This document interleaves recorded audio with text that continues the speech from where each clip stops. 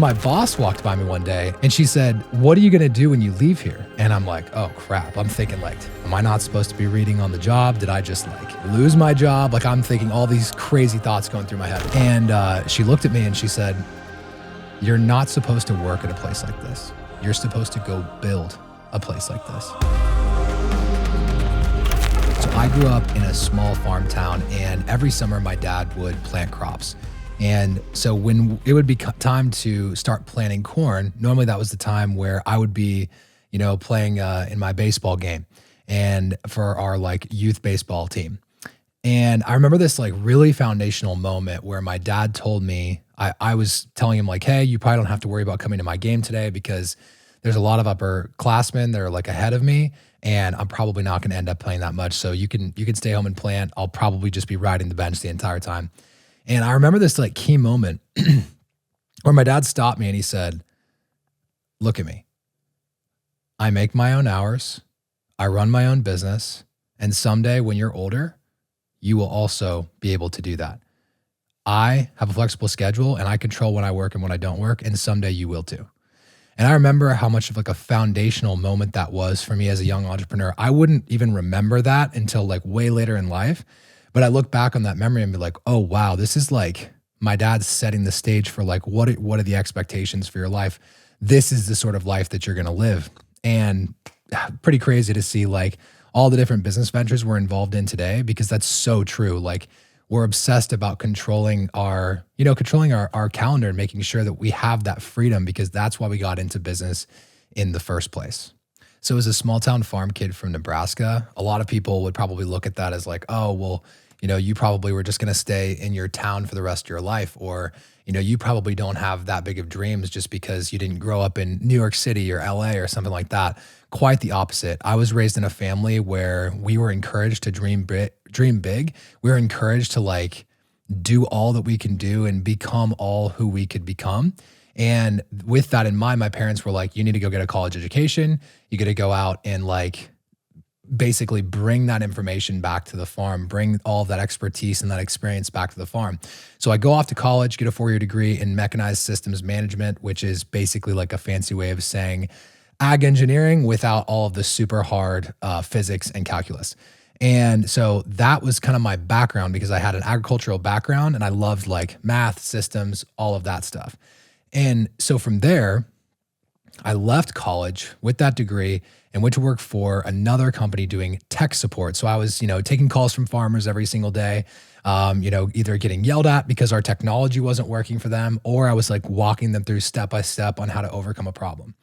And from that point, I like started to love my job. I was like really liking it. I went back for a second internship, which turned into basically a semi, like they called it like temporary work. And so I was, gunning to make it like a full-time role or a full-time position. And I was reading this book one day at my desk. So I've got my monitor right here and I'm taking support calls. And then in between support calls, I would pull out this little browser window, and it was an Amazon preview. You know how you can like read books on Amazon in a preview. And I was reading Think and Grow Rich on the other side of my monitor. And so my boss walked by me one day, and she's an amazing lady, one of the best bosses I ever had. And she said, "What are you going to do when you leave here?" And I'm like, oh crap. I'm thinking like, am I not supposed to be reading on the job? Did I just like lose my job? Like I'm thinking all these crazy thoughts going through my head. And I'm like, what do you mean? She's like, when you get off, when you get done with this, this term of your employment and you go off, like, what are you going to do from here? And I was like, to be honest with you, Sandy, like I didn't really want to leave this job. I really like it here. And ultimately I want to take Isaac's job. And Isaac was our top support rep at the time. And she looked at me and she said, "You're not supposed to work at a place like this. You're supposed to go build a place like this." And then she walked away from my office. It's the craziest thing. So from that point forward, a few months later, I went and found a new job. And I got another opportunity in the agricultural sector, working in what's called commodity risk management, which is a fancy way of saying we help farmers get a better price for their grain. So still in the agricultural niche, not a second of my life was devoted to marketing up until this point or cameras or anything like that. And then from there, that's where everything shifted again.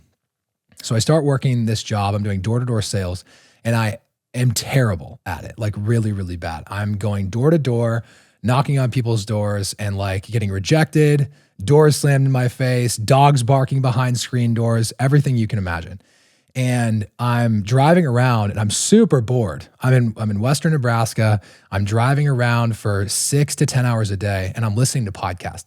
And the podcasts I'm listening to are the Gary Vee Audio Experience, Tim Ferriss's podcast, and a couple others. Oh, and the MFCEO podcast with Andy Frisella. And I'm just listening to this stuff every single day, basically getting indoctrinated and realizing for the first time in my life that, oh yeah, I'm an entrepreneur. And that memory back from my dad telling me, like, you make your own hours. My dad never called himself an entrepreneur. He called himself a farmer. He never said, a lot of like the buzzwords that we would talk about today, but he lived them out. Like he lived as an entrepreneur. He lived as a business owner. And it's been in my generations I would be the 4th generation entrepreneur. It probably goes back even further than that. And so I'm driving around listening to these podcasts, and I'm just like bored out of my mind. And I'm like, whatever I can do to just keep myself busy in between the next time I have to knock on someone's door. So I drive, knock on someone's door, get rejected, get back in the car, drive, and I would just repeat this cycle for 6 to 10 hours a day. And then I would drive home, sometimes 2 hours to get back home, or I would stay the night in a hotel, and then I would build my dream on the side. And at about 23-ish years old, I started reading books, and I stumbled across Tai Lopez, and I got on his he had like a Snapchat that was blowing up at the time. And he would always take Snapchats of these books. And you guys remember like the RIP Tai Lopez with the, I'm here in my garage and knowledge. Here in my garage, just bought this new Lamborghini here. But you know what I like a lot more than materialistic things? Knowledge. I remember reading books because Tai Lopez was rich and had cool cars. And I was like, I would like to also be rich and drive cool cars because I've been obsessed with cars since I was a kid. And so I'm seeing someone do this. And I'm like, okay, well, I just need to read books and it'll help me build wealth. And obviously, like I had heard other people say that too, but it really clicked for me when I saw somebody doing it that had something that I wanted. And so I'm watching this guy create content, and I start reading books, and that's what prompted me to get into the book Think and Grow Rich. And then fast forward, I'm still reading books, still learning about entrepreneurship, and then these podcasts start hitting. And all of a sudden, I'm just obsessed with business ownership, entrepreneurship, marketing, sales. And from that point forward, I realized something. What we were doing at that last company wasn't working, not just because I was terrible at my job selling door to door. I was also not good, so I was definitely a part of the problem. But the method of which we were going about to get clients was actually counterproductive to what we wanted, because we had to get people to trust us in a matter of me knocking on their door, and they had to agree to sit down with one of our consultants. It was like a whole thing, as opposed to if we were to run ads and get content in front of them consistently on an ongoing basis, whether hit them with an ad and then hit them with some organic content, just like Gary Vee's book talked about, jab, jab, jab, right hook. If I could create content and then I could actually have them come to us, then we would have a way better chance of closing them. And so I would later find out that this is called inbound marketing, right? Again, I didn't know any of these terms. I literally had to Google what is marketing because I had nothing to do with that in my major in college, and I didn't study, obviously, in high school. So I had no clue what I was doing, and I'm just like Googling what is marketing, and then I'm like, oh, inbound, outbound, like what does this stuff mean? And I'm realizing, oh my gosh, like I am doing cold call, old school sales, and there's this whole wave of people, whole group of people that are running ads and getting people to come to them. And from that point, I was hooked. So my boss, during a board meeting, my boss was like, hey, let's look at our advertising budget for the last year. What do we think of how this has been going? And it was like an open room. And so I'm in like a bullpen over here, and they're in the board table area over here. And he says, hey, if we give you $14,000 in advertising budget, do you think you could do better than we do with radio? And I'm like, absolutely. Okay, so that was it. Literally from that point forward, I got the budget and I turned $14,000 in Facebook ads $14,000 Facebook ad budget over the course of a year, turned that into $45,000 of annual recurring revenue with a 96% retention rate on the clients. So once they got there, once we acquired them, they stayed for a very, very long time. And it was like we discovered fire. Not only did we do that, we followed the short form content recommendations that Gary Vee taught us to do. And so I was making 1-minute videos every single day on the markets. So I would have our consultants talk about the markets, and then I would run ads. And all of a sudden, like, this thing blew up. And people were coming up to us at trade shows saying, like, and what used to happen at trade shows is I would have to chase people down and be like, hey, are you a farmer? Like, how's it going? And like, essentially like begging for business. Now they're walking up to us at the trade show booth and they're like, hey, we see you guys everywhere. Are you the people that do the morning minute? And we had this whole thing. And then this is how we knew we were getting successful, is our competitors started copying what we were doing. And my boss was like, hey, did you see that they started doing a video, like a 1-minute video every single day? I'm like, yeah, that checks out because it's working. And from that point forward, I was hooked. And that was the beginning of what would become my first agency, Grindstone. So if you're in a small town right now and you're thinking like, maybe you're thinking like, I got to get the heck out of here because all the people around me are not thinking big enough. And I feel like I have big dreams and big visions. And every time I tell somebody about my big dreams or big visions, they look at me like I have 6 heads. Well, first thing I would tell you is you probably do need to at least get around a community of people, even virtually, that can really foster that, because that feeling of desiring more. I'm a big believer in, there's a scripture that says that if you delight yourself in the Lord, he will give you the desires of your heart. And I really believe in that. So like if you have something in your heart where you're like, I need to go pursue this, I need to do something more than I'm currently doing, and I need to do something more than I see a lot of my peers doing, you can't ignore that, because if you carry that with you the rest of your life, you're always going to be wondering, what if I did this? And, oh, I never left my small town. And, I never did that, or I never did this. And the thing I would say to that person, like if this is you watching this right now, is like, you got to go for it, because you only get one shot at this life here, earthside. And so you have to make the most of it. And for some of you, you might be asking like, well, Landon, you had this farming family. It's really common for people to go back to the farm. And I love my parents still to this day. We have an amazing relationship now. For a season, it was tough because I knew I was called to something different. And I realized that me pursuing my calling of like what I believe God was calling me to go do, part of that was going to be really like going after my calling, my purpose, and saying no to something that was literally sitting there on a silver platter right in front of me, an amazing business with great financials and great operations. Like my dad is one of the greatest operators in business that I've ever met in my entire life. Like he is literally one of the greatest farmers on the planet. And so it's not like I was going back to I would be going back to something that I wouldn't be proud to represent or operate inside of. Quite the opposite. I just literally knew in my soul that this isn't necessarily what I'm supposed to be doing for the rest of my life. And that part of that was realizing that like I had this value of freedom, and I had this value of, I also just had different things in my DNA that I just naturally like to do and was naturally drawn to.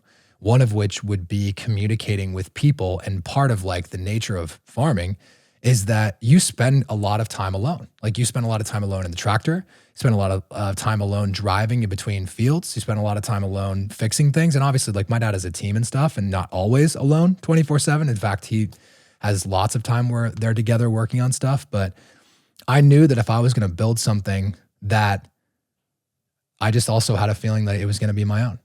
So by this time, when I was doing a bunch of door-to-door sales, and I was realizing that we needed to bring customers into us, I knew that was the time for us to double down on marketing organically, but also through paid ads. And that's when my boss presented me with this crazy idea of bringing the radio budget that they had set aside for running ads on radio, which honestly, farmers listen to radio a lot, and the market they were selling to is farmers. So the fact that they were willing to trust me with this entire budget that they had set aside for radio was a big deal. And so from that point, I started making organic content every single day. So I literally would like sharpen the axe once a day minimum, where I'm making a new video every single day for hundreds of working days straight. And what that taught me was the ability, one, to work very quickly and work in like a hurry. Because I would have a full-time job just doing cold calling and sales and door knocking and all this stuff.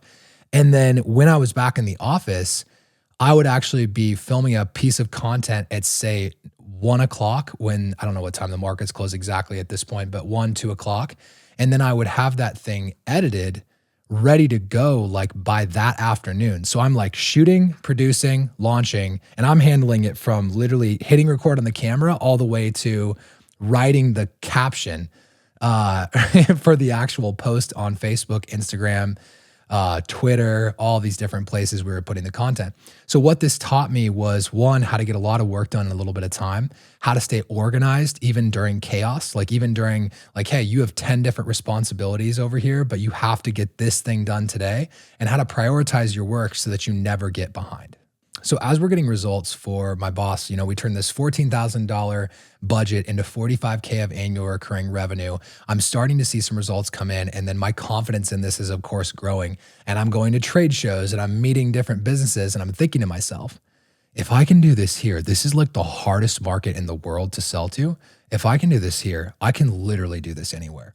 And that's exactly what happened. So immediately, when the opportunities arose, I took on a client that was like a local clothing boutique.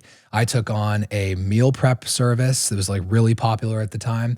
I took on some strange e-commerce products that were like brand new and super unique. I'm not talking about like a shoe or headbands or purses. I'm talking about products that were literally invented because, again, these people are also, two of them happen to be from farming families and farming communities. They're some of the most innovative, brilliant people on the planet.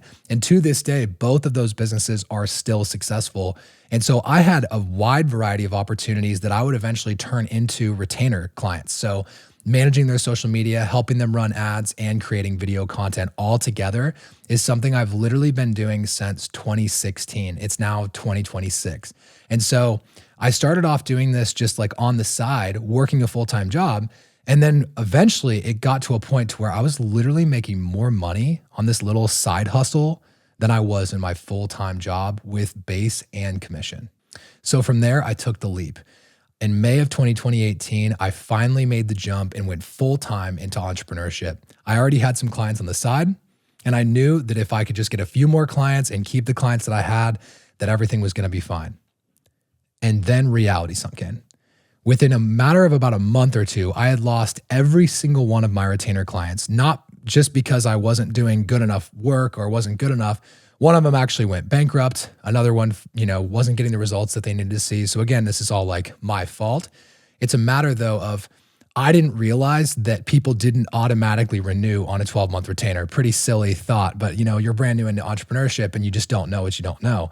So I'm signing these 12-month retainers while I'm in a full-time role, and I'm closing. I'm now leaving the business. I've got 2 or 3 months of runway, and boom, they start dropping like flies. I literally go from 2 full-time incomes as a single 25-year-old dude to now literally no income, and I'm a brand new entrepreneur, no idea what I'm doing. So I move out of my nice apartment. I move into what I would later find out is a cockroach-infested dump for $500 a month. And this place was terrible. It smelled like pot every single day. I looked out my window in the morning and there was a guy bench pressing in his front yard. There was music that would keep me up till 3 o'clock in the morning. And to make matters even worse, I would wake up and I would actually at this time I was trying to calm my mind because I was so wrought with failure and feeling like such a complete loser after having all of this income, all this opportunity, feeling like I completely squandered it as soon as I quit my job. Because you guys can imagine how the story's going, right? This guy thought he was hot stuff, quits his job, and then he falls flat on his face. And I literally did. I mean, I have screenshots somewhere that I need to find where I literally have $0 in my bank account. And I'm behind on my $500 per month rent, and everything is falling apart. And one morning I finally snap. I woke up and I was trying to pray and meditate, And this is before I was even really like saved, but I was like a Christian in name only, but I like really, it was a few years later in life until like I really rebuilt my relationship with the Lord. And so I'm like meditating, praying, trying to calm down my mind. And I'm closing my eyes. There's like a lamp on in the corner. I can literally, it's one of those things where you can literally go there in your mind. I'm there, and all of a sudden I get done with like this 45-minute, what's supposed to be a meditation, which was just anxiety of me with my eyes closed. And then I open up my eyes and I see roaches climbing up my wall.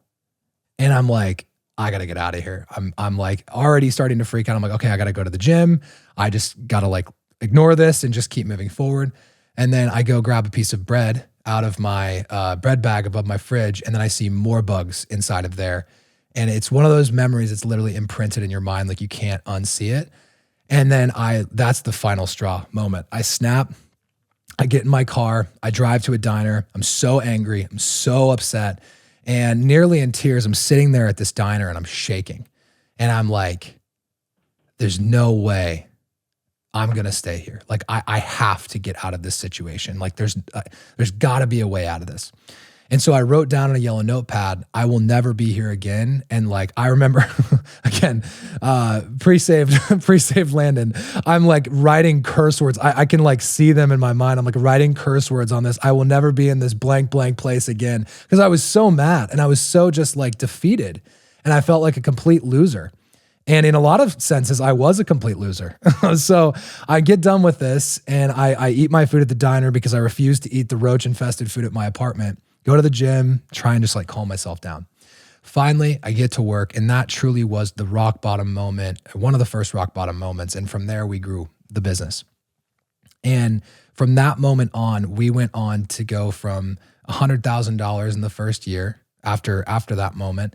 And then then it was 200,000, then it was 400, and it literally just started to grow, multiply every single year until fast forward into 2020, and we've got multiple team members. I think we were up to 8 to 10 staff at that time. Our expenses at that time were probably $30,000, $40,000 a month. And I have this distinct memory. Again, so we had built this team, we had this office, we were doing really, really great work. And things were pretty good for a while. It was kind of like up and down, living project to project, just trying to like get by and stay as an entrepreneur, just stay employed. Eventually I get out of the cockroach infested apartment. I get into a nicer one, and I'm like a little bit more stable, but the business meanwhile is still like doing this. It's still up, down, up, down. And I don't know if you guys have ever been there before, but it's one of the hardest things in the world where one month you're feeling so good and like everything's going great. And then boom, the next month, like the bottom falls out and you don't have enough money to cover your expenses. And it's bad at $4,000 a month. It's really bad at $60,000 a month or $50,000 a month. So I don't remember exactly what our payroll was at this time, but I know we had 8 staff and people were, decently well paid. And then of course I was taking a salary too, and we had expenses. So probably around $40,000, $50,000 a month, and boom, COVID hits. So it's March 2020 and the whole world is kind of like erupting.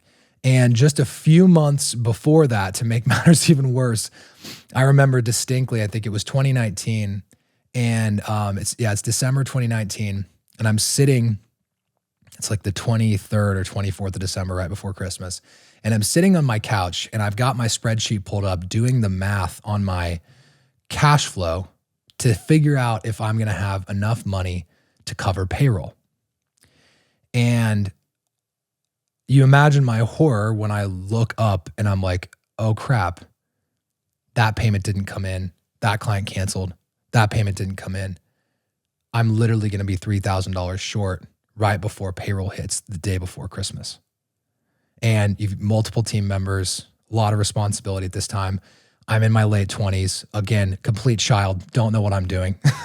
And I had to go beg the very person that I denied working for earlier in my life. I had to go back to my parents and ask them if they would help me cover my payroll. I had to borrow $3,000 just to cover payroll, to live, to survive another day. And thank God my mom said yes. And, got that done, paid her back, we're good. But you can imagine like coming to the end of yourself, right? You think you're on this high rise and like you get from one rock bottom, then it's a mountain and then another valley. And this feeling of just like utter, just disgust and disappointment is just like constantly swirling and surrounding me. And like, you're a failure, you're not doing good enough. And if you've ever felt that before, you know how pervasive that thought can be because you're just trying to operate, trying to live your life. And all of a sudden this stuff's just like following you around all day. And so we get through that moment. And I have another distinct memory of where, again, at this time, drinking, smoking, chewing, just anything I can to numb the pain of me being a complete failure. And so I'm building something, looking successful from the outside, but on the inside, I'm feeling like really rough. And another like rock bottom moment hits where we get, I get through the holiday season, but then reality hits and the new year starts and I have to like try and figure this thing out. So there I was after another night of going out and numbing myself, partying at the bars just to try and, cope with the pain of not living up to my own potential. And all of a sudden this video comes on. I'm watching TV the next morning and this video comes on my YouTube and it's Joel Osteen talking about Shadrach, Meshach, and Abednego and the story of another in the fire. And I am absolutely floored by the story. I'd never heard this story ever. Grew up, going to church, but I just had never heard this particular story. And so I'm like, man, this is fascinating the way that, the way that he told the story. And what's so crazy, even as I'm speaking this to you now, I'm just realizing that my mom actually watched Joel Osteen all, as I can remember, like she would walk on the treadmill and she would watch Joel Osteen for hours at a time, like all the time. So it's wild that was like full circle moment that just hit right now. And so I'm watching this video and I'm like, wow, this is so cool how he explains this. And then he talked about his book, The Power of Favor. I read that book shortly after watching this video and I realized like, wait a second, like God actually wants you to prosper. He wants you to be successful and he wants you to like love your job and love what you're doing. Cause I just literally didn't know.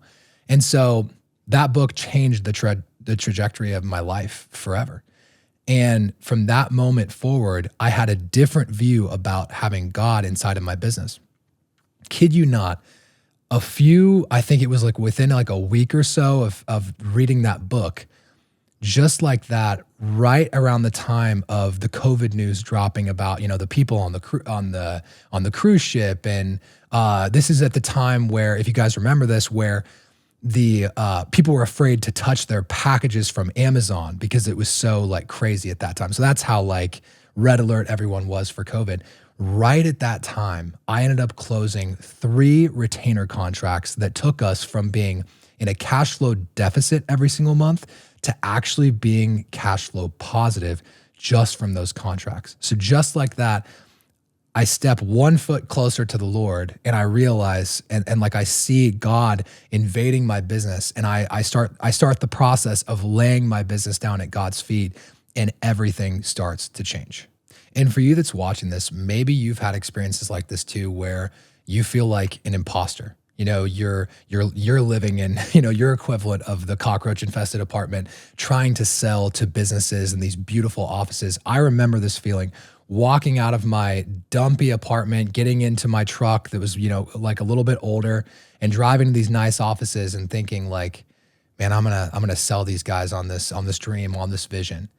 And just so you know, the only 2 types of people who don't deal with imposter syndrome are narcissistic psychopaths and actual imposters.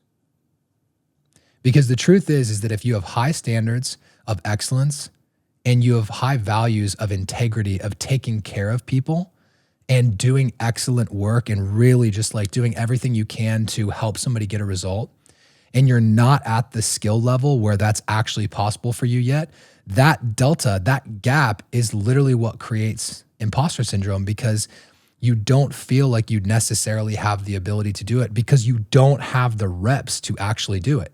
And so Alex Hormozi has amazing advice on this. In his answer to this is do so many reps, do so much volume that it would be illogical, almost impossible for you to not get the end result because you don't have an imposter syndrome problem. You have an experience problem. You have a volume problem. And the truth is if you do something long enough, eventually you become competent. And then eventually after that, you become confident because you have so many reps. You have so many examples of you following through for yourself and executing and doing a great job that it would just be unreasonable not to trust yourself to be able to do the next step. So fast forward a couple years in our agency, Grindstone, we had opened the studio. I started a podcast and we started interviewing really successful people from all across the world. We had a lot of people locally that were successful, but then we also got to interview people like Howard Behar, the president of Starbucks International. So we had some crazy experiences interviewing successful people. And I also got to see what it looked like to have a successful marriage. My parents, amazing marriage, still happily married today. And so I had a great example growing up. And, much like everybody else, I love to see like multiple examples of what does a successful marriage look like? And what does it look like for what I want? And shortly after starting this podcast, I, felt peace to, actually jump on a dating app. And that's where I met my wife. So I'm swiping. It's a late night at the office. I get done with my work. It's like 8, 9 o'clock. I'm waiting for my sister to finish a project. I'm just sitting there on my phone and I'm swiping left and right. And all of a sudden I swipe right on Miss Nebraska, my wife, Megan Rhodes, or who would become my wife, Megan Rhodes now. And I remember like yelling across the room and being like, Jenna. She's like, what? I'm like, I just matched with Miss Nebraska on Bumble. And she's like, no, you didn't. And I'm like, yes, I did. I like ran over and showed her that. And then it's funny, my wife's first message to me was, hey, nice to meet you. It seems like we're the same person. And she was talking about the fact that we both had podcasts. We were both entrepreneurs. We were both, valued fitness and, took good care of ourselves, that sort of thing. And so, of course, I fire back with like an office meme of Dwight saying, identity theft is not a joke, Jim.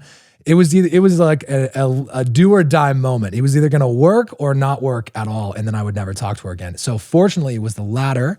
Still married to this day, and we have a beautiful daughter as well. And so building this business not only produced the income and the life I wanted and the fulfillment I wanted as an entrepreneur, it also turned me into the person who was quality enough to actually attract my dream woman into my life. And I got so specific that I would actually write down the specific characteristics that I wanted in a wife, because I read this book called Awaken the Giant Within by Tony Robbins. And he said he had multiple stories of people who would write down exactly what they wanted in a future spouse. And he said that within months, like those people would literally just appear. And this is the interesting thing.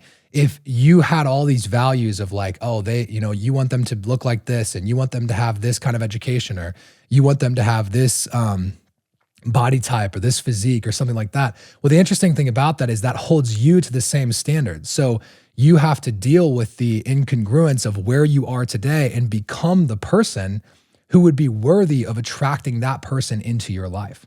And so much of success is like this, and it absolutely applied in marriage. So from that point forward, a few years passed, we continue to build the business. My wife's starting building her business. I'm building mine. And we have another pivotal change when she takes me to my first ever mastermind experience in Nashville, Tennessee. She took me to the Traffic and Funnels mastermind summit, and she introduced me to this whole wide world of coaching. So got an opportunity to meet Taylor Welch and watch him from stage and see this entire experience unfold. And he would later become one of the most pivotal mentors in my life.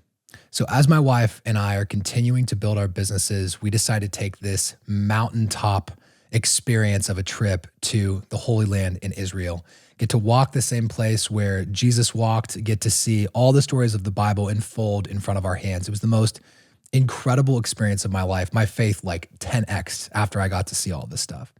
I get home, and just a few short months later, I'm really surprised and concerned when I look in the mirror and I have a pretty good sized bump on my neck, and I can feel it under the skin. And so I'm like, oh, it's probably just a swollen lymph node. We were overseas. Sometimes people have like immune responses when they're traveling. I'm sure it's nothing. So 2 months later, it still continued to be a thing and was definitely not nothing. I go to dozens of different specialists. So we're going from, this ENT doctor to this blood specialist to this. And finally, we do a biopsy just to see what's going on because the tumor in my neck was continuing to grow, or the swollen lymph node was continuing to grow. And at this point, it's just me and my wife. We don't have any children at this time, and it's probably roughly May, June, July of 2023. And I'm trying to run a business. At this time, I had just kicked off another business called The Wealthy Creative, running my agency, kicked off our coaching company, trying to build up this coaching company and trying to film ads. And simultaneously, I have this big bump on my neck. So people are asking me in the comments, what's on your neck? And I'm like, man, I wish I knew. And so I'm going to all these different doctor's appointments, trying to figure out what's going on. And nobody can give me an answer. First biopsy says benign, non-cancerous. Next biopsy, the first one was a needle. Second one was incisional. They cut it open. They're like, hey, it's benign, but we don't know what's going on. We don't know what's causing this. So finally, fast forward to November of 2023, and the tumor has gotten so big, it's about the size of like a tennis ball, roughly, or like a smaller orange. And so I've got this 4.5 inch tumor sticking out of my neck, and I'm walking around trying to live a normal life, trying to exist and figure out what's going on, and still no answers from any doctor. And so finally, the pain got so bad that we ended up having to have the tumor removed. And up until that point, though, because I wasn't getting any answers from doctors, I was actually studying scripture every single day to find out, like, what does God say about this? And I can just pray to believe that this is completely healed off of my body and that it's just going to go away. And I genuinely believe that. First and foremost, I do believe that to this day. And I studied scripture for literally 6 months straight. I fasted social media.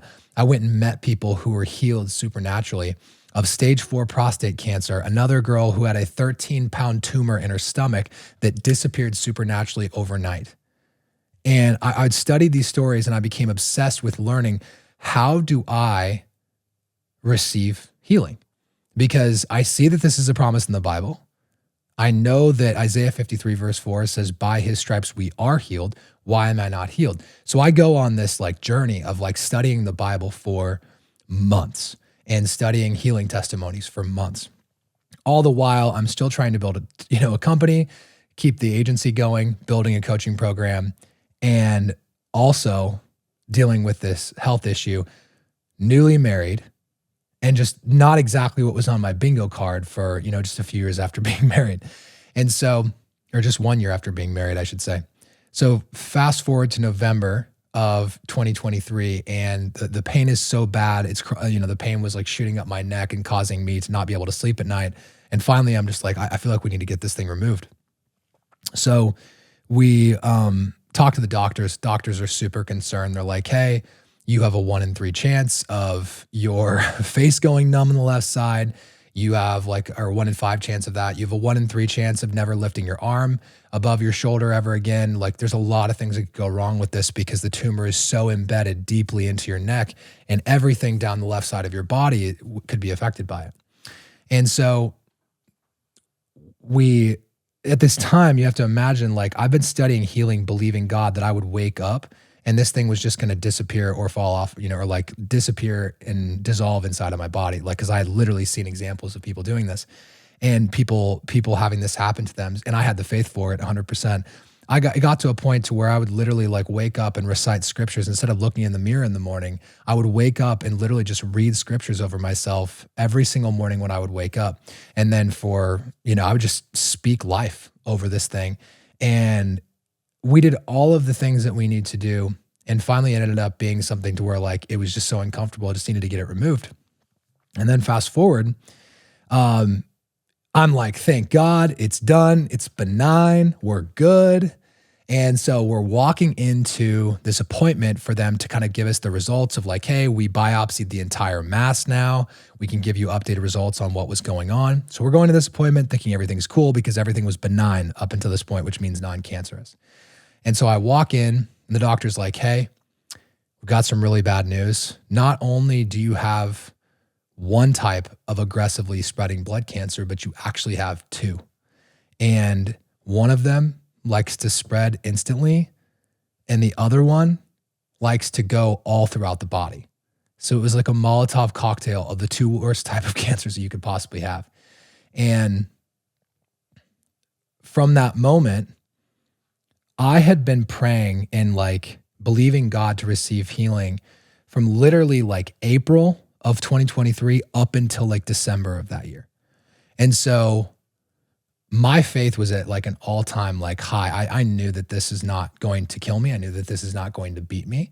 And so they deliver this information to us and they're like, oh, by the way, between the chemotherapy and the cancer, the treatment is so aggressive and the cancer is so aggressive, you'll probably never have kids. So go protect whatever fertility you have left. Was their exact words. And so we go into the car. My wife is, of course, bawling. I'm sitting there, weirdly enough, smiling and laughing and filming a video because I'd brainwashed myself. And that's the easiest way to say it. I had brainwashed myself into believing God that I would be healed of this regardless of what the doctor said. And that's a word for anybody who's dealing with any sort of like a health diagnosis right now is you literally have to get to a point to where you brainwash yourself to believe it's possible. It's like that with a lot of things in life. And so I take, my wife's driving me home. I'm sitting in the front seat. I'm filming the video. I literally have the video still to this day. And I'm laughing. And like, I'm like, I know that the Lord's going to do something great. And my wife's like losing it. And all of a sudden we get home and we turn on Praise by Elevation Worship. And she's bawling. She's on her knees in our living room. I could see it right now, just like I'm there. And she's praising God. She's a worship leader, my wife, and she's praising God sitting there in the middle of the living room. And just we're thanking the Lord for the miracle that's about to happen, for the turnaround that's about to happen, because our faith was there. And so we threw the report in the trash that they gave us. They scheduled 9 appointments. That's not an exaggeration, literally 9 appointments. And one was for chemo. One was talking about your blood treatment. One was talking about the effects of chemo. One was talking about the hospital. One was the blood, an oncologist. One was with the pharmacologist. All these different things, and then the fertility clinic, right?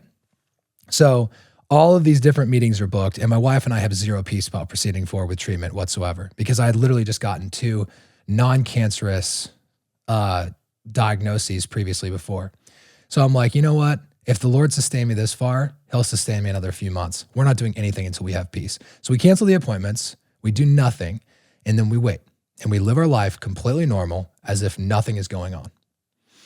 And a week before, no, actually I don't even think it was a week before, a couple days before we go into the Heartland Fertility Clinic, you know, eventually we start taking some of these meetings. And a week before we walk in there, we find out that we are pregnant, and the Lord blessed us with a child during the most stressful time of my wife's life. So we've been trying, and then finally, boom, we're pregnant. And so we get to walk into this fertility clinic and say, hey, surprise, we're pregnant. And they of course like lose it because they rarely see, you know, people pregnant. So they like freak out. They were super excited and happy. And from that point forward, the Lord would end up sending people my way, confirming that ultimately like, it was like safe, like that I would be safe with whatever direction I chose is kind of like how I would say it. And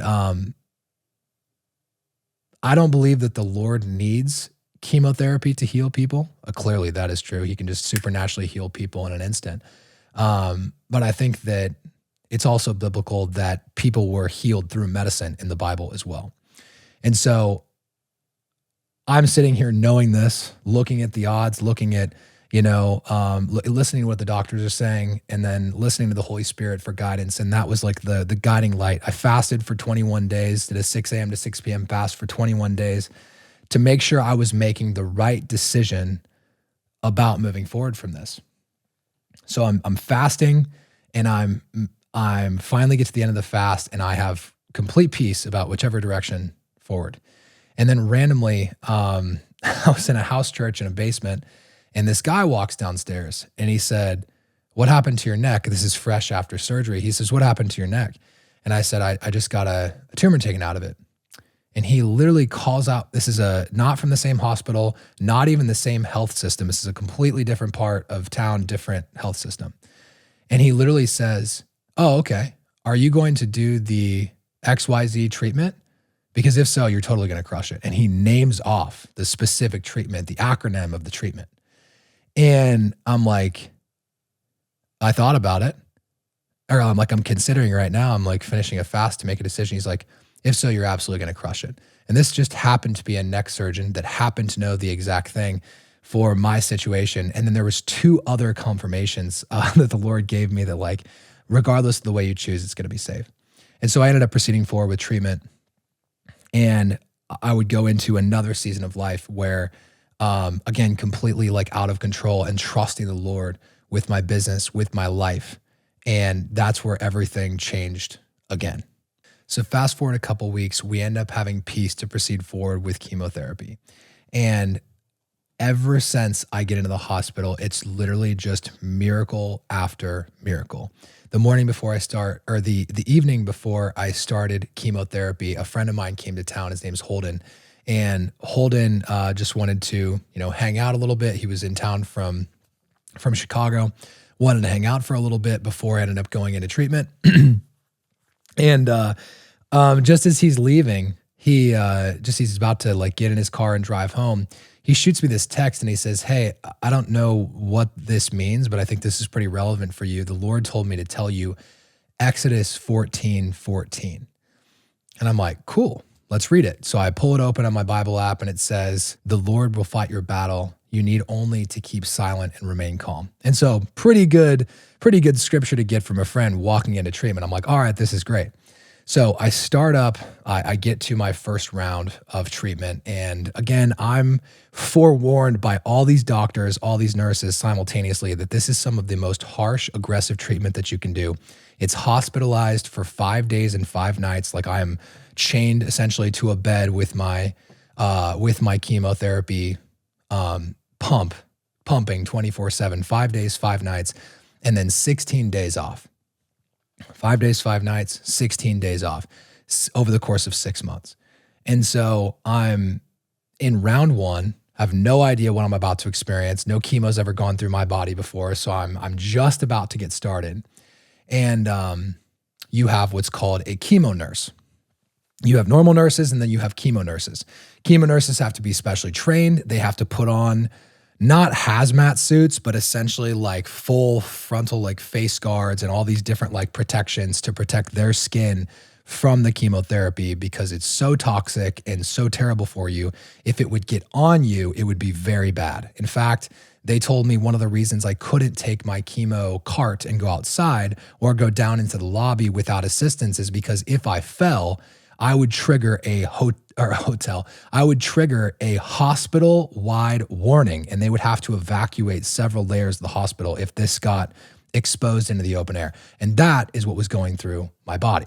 So she's about to load up the first bag of chemotherapy, and she delivers the set, the pre-med, and then she reaches across my body because they have to take your blood pressure and a full panel of like vitals every half an hour. So the same thing you get done at a physical with like your full like vital check and everything, they literally do that to you every half an hour when you're in this treatment. And for the first bag as it goes through every single round. And so this is going through, she reaches across for like the 6th time to grab my blood pressure cuff on the other side of my bed. And I literally see like cursive writing on her arm. And this gut reaction, like out of nowhere, like I didn't even have time to think about what she would say when I did this, but she reaches across my body and I just grabbed her arm like this, like super fast. And I twisted her arm. I said, "What does your arm say?" And it literally read, The Lord will fight your battles. You need only to remain silent and stay calm. And from that moment on, I literally knew that this was in the bag. This was going to be the easiest thing ever. And that the Lord was here and he was protecting me through this entire process. Literally from that day, there was a grace over my life, a protection over my body and my life from that moment forward. And I literally went through 6 months of chemotherapy, working, taking sales call, coaching people. I literally have coaching call recordings of me sitting in a hospital bed, being hooked up to chemotherapy and taking sales calls. Like, I have story after story of all these different things where the Lord literally protected me, provided for me, and came through. And through that entire process, my wife is pregnant, and we're also thinking about building a family, and all of these things are happening all at once. And so the story that I wanted to share with you guys is that no matter what is going on in your life, God is your provider and he will take care of you. You just have to acknowledge that he's the Lord of your life, and he's the one that has the power to take care of every single need, whether it's a financial need, whether it's a healing need, whether it's a relational need. And I literally got to watch the Lord just protect me through this entire thing. And when people say you really fought that cancer, or that must have been such a battle for you, literally it wasn't. I wasn't someone, and no shame to anybody who is, but I wasn't someone that was saying oh, this is such a battle and I've got to fight this. I literally, those words never even came out of my mouth because I didn't believe that. It literally said, the Lord will fight your battles. You need only to remain silent and stay calm. So I didn't say a word on social media. I didn't say a word to anybody outside of my team, my clients, and my immediate family. No one knew. And the only people that would know would be hey, why are you bald? And yeah, obviously I had to kind of explain what was going on there. But that story transformed my life, and praise God, to this day, it's now a couple years past, and I am in full 100% molecular remission, 100% healed and whole from cancer. I don't have to go back for treatments. I don't have ongoing drugs I have to take. I don't have anything. I'm perfectly healed and whole by the blood of Jesus. So thank you, Lord, for that. And so now I get to share that with people, not only as an entrepreneur, but also get to pray over people. And so it's been one of the greatest things ever. And all of this started from just being obedient to what the Lord said to do, because that is the currency of heaven. It's obedience. And so from that moment forward, I knew that no matter what I decided to do with my life, whether it was a business, whether it was an agency, whether it was coaching, that the Lord was going to be my provider. And all I had to do was just follow carefully after what he said to do, and everything else is going to take care of itself. So since being healed completely from multiple types of aggressively spreading blood cancer, the Lord's given us opportunity to pray for people, to lay hands on people and help them understand the gift that they've been given of healing, and that what Jesus actually paid for on the cross.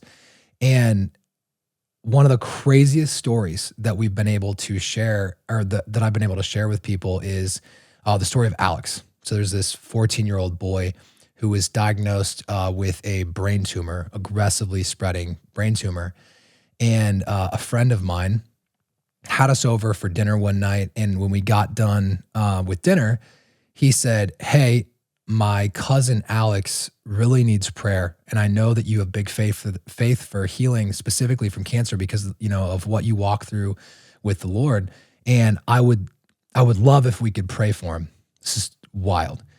And so I'm praying, just waiting on the Lord of what specifically, I'll wait for the Lord to kind of fill my mouth of what should I specifically pray for?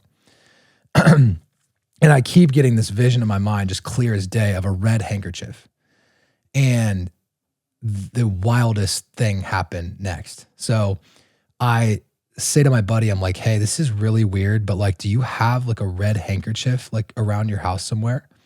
And he's like, my son has been carrying this freaking thing around with him for weeks, bro. And I can't figure out why he's so obsessed with it. I'm like, this is why. And so he goes downstairs, takes it out of his son's hand, walks back up, and he says, here's the handkerchief. Red handkerchief, just like the one I saw in my vision. And there's a story in the Bible where they took the rags off of Paul when he was in prison, and they would lay them on the sick, and the sick would instantly be healed because of the anointing that Paul carried as a man of God. And so I talk about that, to them. I'm kind of like telling that story in the Bible, and how God's no respecter of persons, and how we can actually expect and receive the same thing. And so we lay hands on this this handkerchief, and from that point forward, I said, "You're going to take this and your cousin. You're going to take this to your cousin, and you're going to lay it on his head, and the tumor is going to dissolve in Jesus' name. You guys in agreement?" And we prayed. Everybody's in agreement. So he takes the handkerchief to the hospital where they're kind of like keeping him for treatment and for all these different like scans. That's another thing that happens when you're when there's cancer in your body, is there's just scans all the time, all types of different ones. And so in between scans, my buddy went and laid that thing on his head and prayed, and I kid you not, the tumor literally disappeared. And after you see something like this happen for yourself, and then you see God do it for others, you can't unsee it. And that changed my life forever. And fast forward a couple years, and that brings us to today. So it's March 3rd, 2026. And today I'm running a $100,000 per month coaching business where I help videographers build skills in sales and marketing so that they can become video marketers, helping them go from the identity of a freelancer to the identity of an entrepreneur, helping them develop the mindset, the skill set, and the repetition to become the entrepreneurs that they need to become every single day to achieve their full potential. And through this process, we've been able to work with over 200 video entrepreneurs, people that are videographers, video agency owners, video business owners of all shapes and sizes, helping them take on the next level in their business. And it's been one of the most exciting, fun things in my life to watch this build. And even after selling my first agency to my sister, I decided that I still wanted to be involved in this game. So I decided to actually build another agency. So currently running another agency that we just started about a month and a half ago.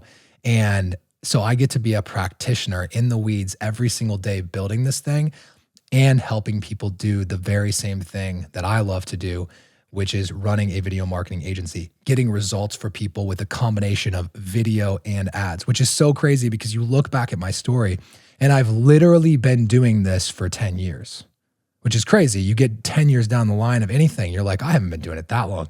But truly, like even from the first video I made when I was working at Trados, at my desk where when I was trying to avoid making cold calls and trying to avoid door knocking by making content to get people to come to us.